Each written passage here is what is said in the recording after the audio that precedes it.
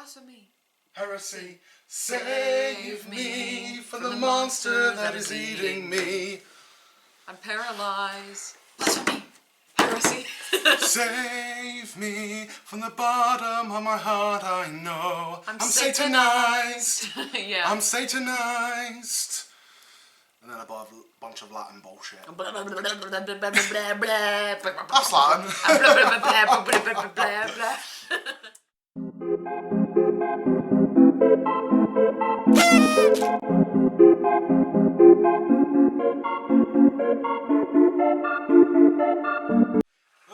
It's packaging opening time again, everyone. I know we haven't really posted anything this year, have we? Not really. I don't think so, no, not this year, Not this year. We've been kind of busy. We've been working on stuff. We are going to have some more videos talking about Ghostface cosplay and maybe some other things.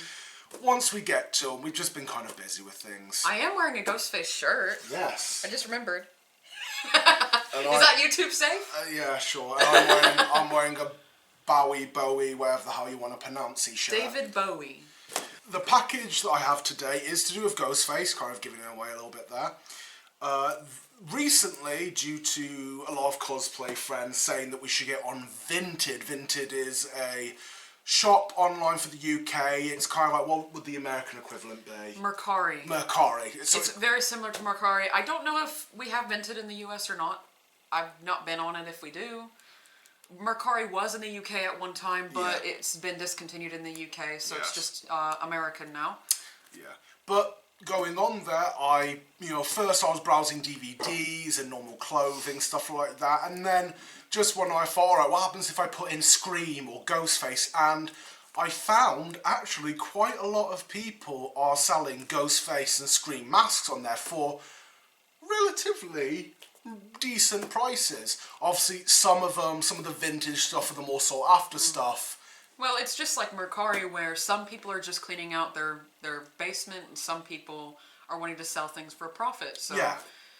But all of them on there, in my opinion, that I've seen... Decent prices. Yeah, I've looked at them and gone, do you know what, that's a fair price for it. Versus eBay, where if you find one on there, it's going for ridiculous money. Most people that sell on eBay have to pay, seller fees. So they're going to charge a lot more, and they're there to make a profit. Whereas Mercari or Vinted, you'll find a lot more casual sellers that are just trying to sell things because they're moving or cleaning out. Yes. Now, this item I saw was put up by a seller. I might put the seller's page down in the description because they are selling a lot of other Ghostface masks, some more vintage stuff, going for a little bit of a higher price than I paid for this.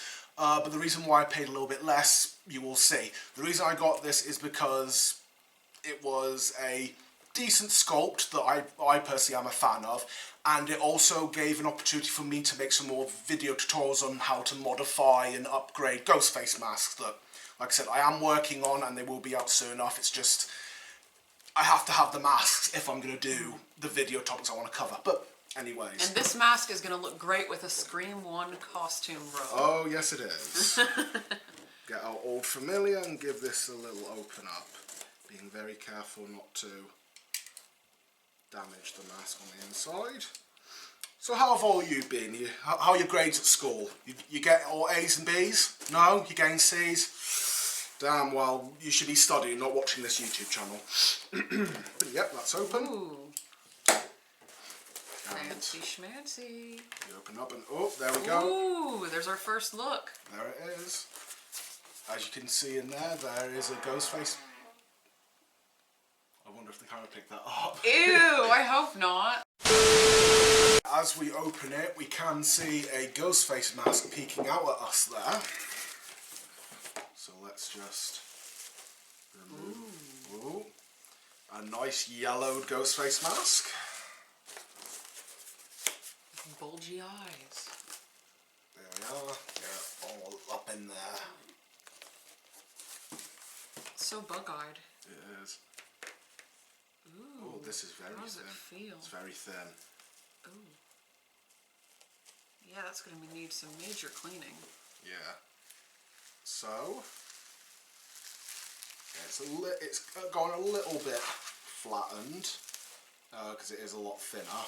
because it is an old mask, but this, if I can look on the bottom, yep, this is a Easter Unlimited HN stamp mask. You can tell because it has a big HN stamped on the back in it. This is a Easter Unlimited HN made in China mask. Now, as far as I'm aware, this mask wasn't used in any of the films, but some people do say that it's a relatively good mask for if you are wanting to basically do a H1, H2 sort of look. Right now the shape doesn't have that much of a H1 or H2 look, but I feel like once it's kind of worn and kind of reshaped, you can kind of see how it juts out there. It kind of gets that kind of look. And as you might be able to tell from here, you can see that there's only a stitch line going along the bottom because this is a bib mask. Now, from my experience, though it has changed on eBay, you usually, in selling circles, can get relatively good sculpts for a lot cheaper if it's a bib mask, because bib masks aren't really sought after. And I understand why. A lot of people just want to buy the mask and have it. They don't want to have to modify it or do any of the process to make it, 100%. Now, I will say this is an extremely yellowed mask. As you can see, it's very yellow. It has a lot of stains on it, and honestly, what I think could be possibly vinyl rot, which we will try and remedy if we can. And it's honestly quite interesting holding a much older example of a ghost face mask. Like, the paint around the eyes is quite thin. Yeah. And the nose paint is a lot smaller. It doesn't cover up as much of the nose. And I will definitely say that it's the casting vinyl that this is made out of is a lot smaller. It's not small, sorry, thinner, I should say. It's a lot thinner. Do you think it may have used to have an elastic band it there? did. It did used to have an elastic band there. It will need a new elastic band, and I will have to put in new sew holes because I am going to completely reshroud and give it a full-on shroud. And that is the video I hope to use it for, which is showing you how to completely reshroud a, bib mask. Just in case you have either a plastic bib mask or any sort of bib mask can be reshrouded to a full one. There's no difference between them. The only difference is just they only sew in the bottom little curtain for the costume. I bet it is much more comfortable to wear since it's so thin and squishy and floppy. Now, and I also imagine that it deforms a lot more easily. Yeah, which gives it that more Gen 1 look. Yeah. Do you think that's vinyl rot there? All those spots? I can't tell. Honestly, I think we'll have to do some comparisons to what vinyl rot looks like, because...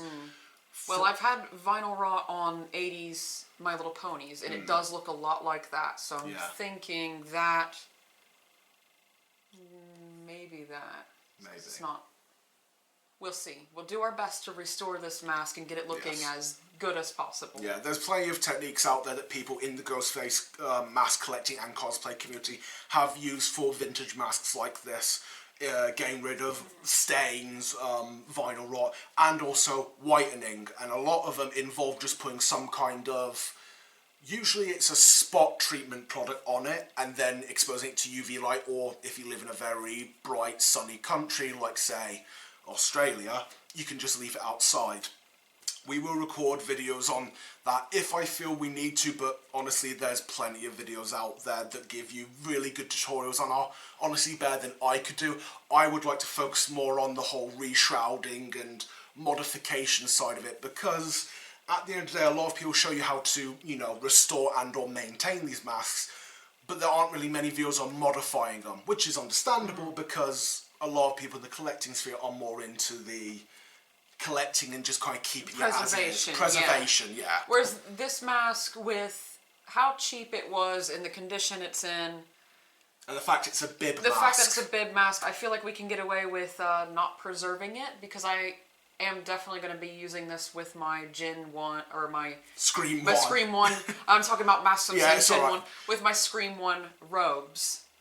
So I think this is going to be a beautiful mask. The sculpt is still great. It's so interesting when you're used to holding the new ones. Yeah, the new ones how different it feels. I will say the new ones are a lot firmer, and also this has been like flattened quite a bit, so I don't think it has as much lift. Look how small the hole is in the mouth. And also it looks like somebody took a bite out of it. They're a bit hungry. I don't know if you can see. Yeah, you right can see there. Maybe the rats got to it. Somebody was a little bit hungry.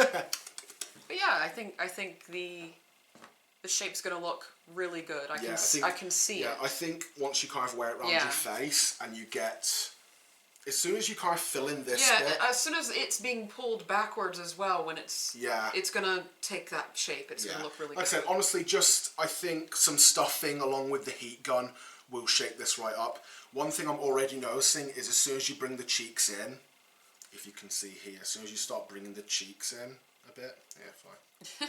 You start already getting that kind of like little mouth bulge that the Gen 1 really had in the first one. You start getting kind of like the little cheek bulge here.